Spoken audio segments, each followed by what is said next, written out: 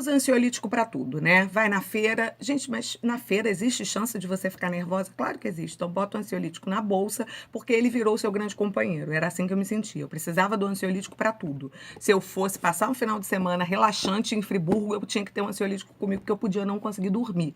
Se eu fosse jantar num lugar legal, era importante eu ter um ansiolítico comigo, porque eu podia não conseguir comer.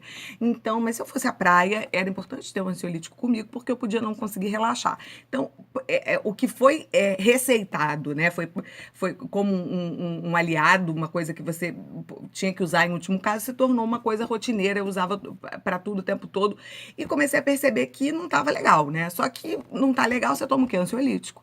E toma ansiolítico daqui, ansiolítico dali.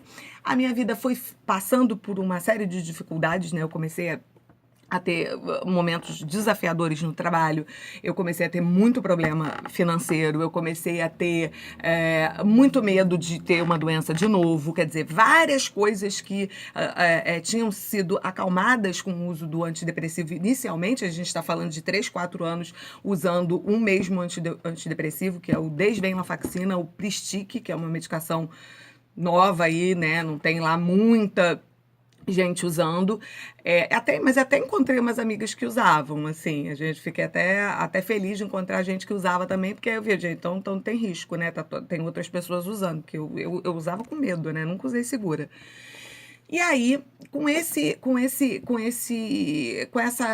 bola de neve que virou, né, ansiolítico para tudo, com problemas em diversas áreas da minha vida, eu comecei a me sentir muito cansada, muito emocionalmente esgotada, mas pensei, gente, que é isso? Tem gente que tem coisa pior, tem gente que passa por cada desafio aí, isso não é nada, eu tenho mais que me esforçar, aguentar, fazer, e fui, vai, não, mas não estou passando bem, não importa, tem que trabalhar, não, mas não importa, tem que você tem que viajar de avião mesmo assim, toma um monte de remédio, não tem problema. O avião já tinha virado até uma coisa assim, era desafiador, era difícil, mas assim, a vida estava muito mais difícil. Era muito mais difícil acordar terça-feira, tomar café e começar o dia do que, claro, com o avião tinha toda aquela coisa gente, voou um grampo aqui, vocês viram que eu fico nervosa quando eu vou?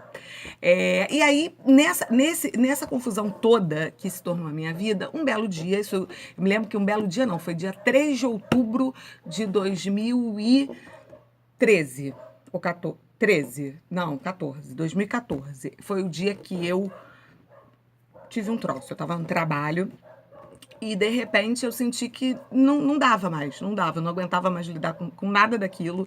Eu estava esgotada, apavorada. Eu não sei exatamente qual foi o motivo, o que me fez cair no banheiro e chorar e ir direto para a psiquiatra nova que eu tinha iniciado ali uma relação, que tinha mexido no antidepressivo na época um pouquinho, mas nada que justificasse aquilo. Quer dizer, eu já ia ficar daquele jeito, eu já estava esgotada, eu já estava no meu limite. E aí, quando eu cheguei na psiquiatra, pessoas muito queridas me ampararam, me ajudaram, foram comigo, né? Pessoas do trabalho, foi uma coisa assim, que eu nunca vou esquecer, né? Porque eu acho que essa rede de apoio, né?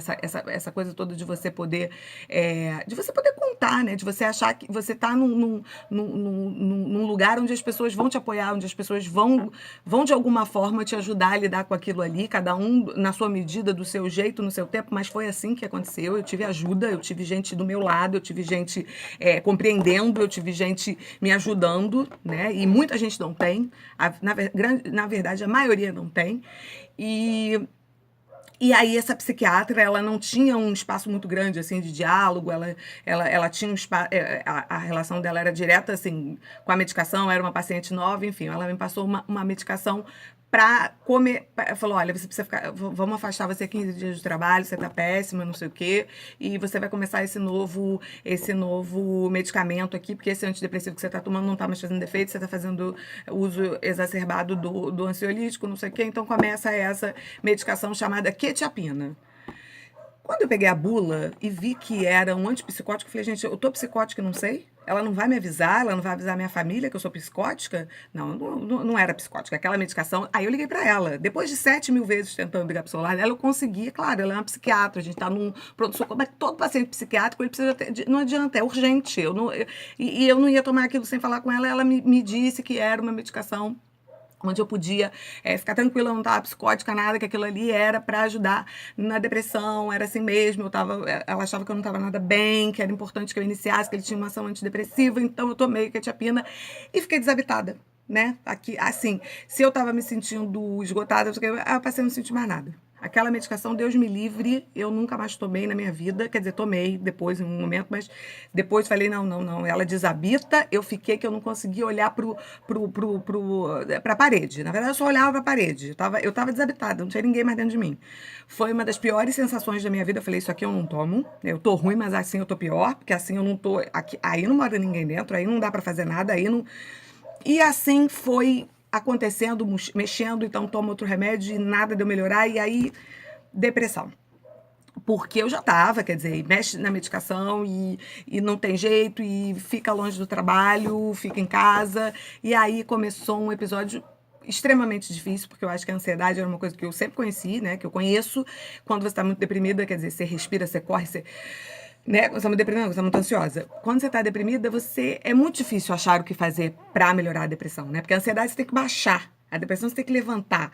Então, essas medidas, se você não tem um mínimo de autoconhecimento, elas são muito difíceis, né? Você realmente tem que buscar, você tem que tentar entender de onde vem, você também na hora não tem energia para entender de onde vem, você quer realmente só sentir alguma coisa, porque a depressão, diferente do que muita gente acha, a depressão, ela é uma ausência, ela não é ela é uma tristeza, mas a tristeza, ela faz parte da vida, né? A gente perde alguém, perde uma coisa, a gente sente tristeza, e a gente tem que viver o luto, a gente tem que viver as dores, que é um questionamento também importante, que é essa questão do, né, do não poder viver a tristeza, o tabu da felicidade. Eu acho que não, acho que tem momentos em que a gente precisa viver a tristeza, mas eu não estava vivendo uma tristeza, eu estava depressiva, eu estava apática, eu não tinha energia, eu não tinha força, eu me lembro que, assim, levantar o braço era difícil, não tinha vontade de sair da cama, mas saía, tá? Saía, tomava banho, então não era uma depressão daquela, tem depressões muito piores, né? Então eu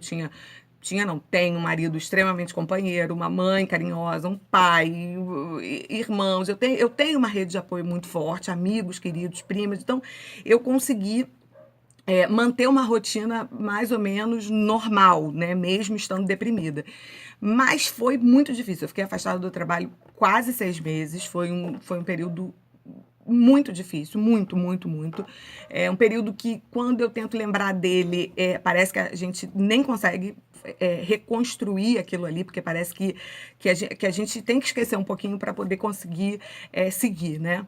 E era um imenso vazio, era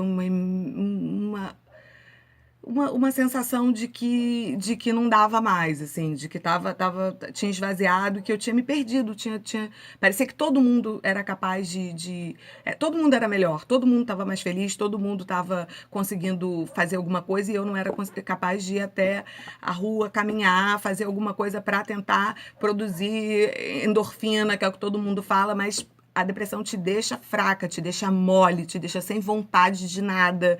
E não é porque você tem uma filha linda, um marido maravilhoso, um trabalho legal, enfim, não é porque você tem 30 anos, você tem 20, 50, 100, você não domina aquilo ali. Aquilo ali não é uma coisa que você escolheu estar deprimido, você escolheu estar naquele estado. Não é falta de fé, não é falta de força, não é falta de vontade, é uma doença séria, uma doença que atinge atualmente uma quantidade absurda de pessoas, e pouco se fala, pouco se coloca a depressão como algo, né? Eu acho, né? A minha opinião. Não sei também como, né?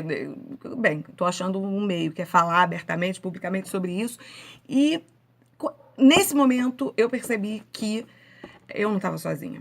Não estava sozinha, porque enfim, vou resumir aqui, falar de um dia em especial, que foi o dia que a minha filha tinha 13, 14 anos na época, e cada criança tinha que levar um bolo, né, para a escola. Cada criança tinha que levar um bolo, porque eles estavam juntando dinheiro pro acampamento, não, para uma festa de final de ano. Então, cada criança levava um bolo, e a Vitória chegou para mim 8 horas da noite e falou: mãe, eu preciso levar um bolo. Eu não tinha força nem para levantar o braço. Como é que eu ia fazer um bolo, gente? Então, ali foi muito, muito difícil, porque eu falei, gente, eu não tenho força para fazer um bolo, né? Aí filho da gente, né, sabe como é que é. É, mas a mãe de não sei quem trabalha o dia inteiro, né, e levou o bolo, um bolo lindo, com coisinha, um potinho, não é bolo assim que leva no não, potinho, colherzinha. Filha, eu falando, filha, pelo amor de Deus, isso aí então não é possível. A pessoa, sei lá, é formada em fazer bolo e faz. Não é possível, não é possível, não é possível. Ai, mãe, ela trabalha o dia inteiro na escola e de madrugada ela faz o bolo. Então, meu Deus, como é que pode? A pessoa trabalha, faz de madrugada e eu tô aqui sem trabalhar, sabe? Tô deprimida, mas não é possível, eu preciso conseguir. Aí saí com a Vitória pra comprar um bolo. Desci, falei, não, a gente vai comprar um bolo lindo. Mas foi muito difícil, porque ela teve que levar aquele bolo comprado não é igual bolo feito.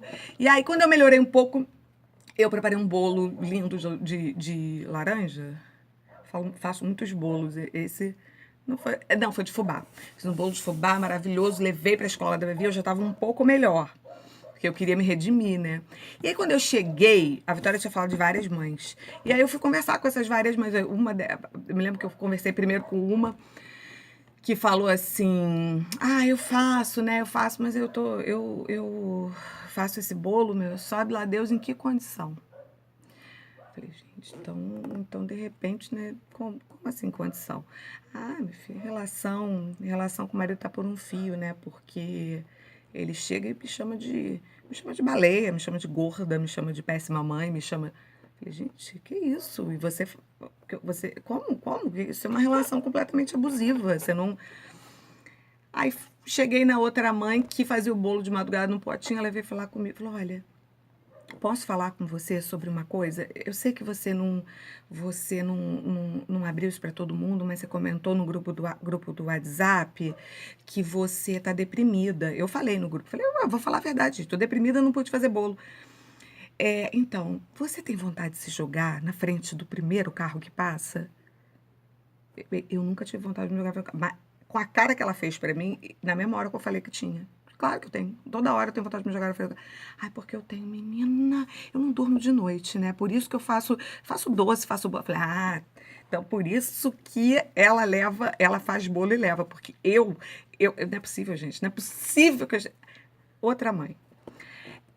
Deixa eu falar com você, tá tomando qual antidepressivo? Falei, ué, como é que você sabe? Ah, você falou no grupo do WhatsApp. Tô tomando um, menina, que você sabe que tô tomando há um ano, depois que eu sofri um assalto, fiquei. Êxodos, o nome do. Gente, parece que é Deus grego, né? Ai, maravilhoso, tô outra. Aí eu falei, não aguentei, chamei Vitória lá mesmo. Falei, Vitória, olha aqui, vem cá.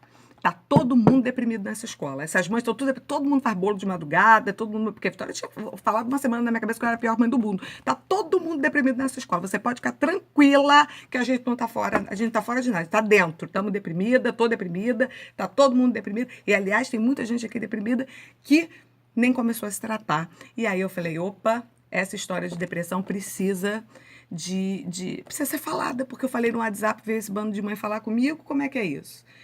E aí eu vou falar mais sobre depressão no próximo vídeo, tá, gente? Tô aqui suando, cansada, porque hoje é domingo. Já passei com a bebê, já fiz comida. Não, fiz comida não, porque meu marido consertou a pia, a gente teve que sair pra comer fora, graças a Deus. Já carreguei no sling hora, já comi uma acerola do pé. Depois eu conto aí mais pra vocês da rotina da bebê. Vou gravar um vídeo falando uma história boa aí com a bebê, tá? Beijo, obrigada, gente, pela companhia e obrigada pelas mensagens estimulando aí essa história toda muito louca, tá? Beijo.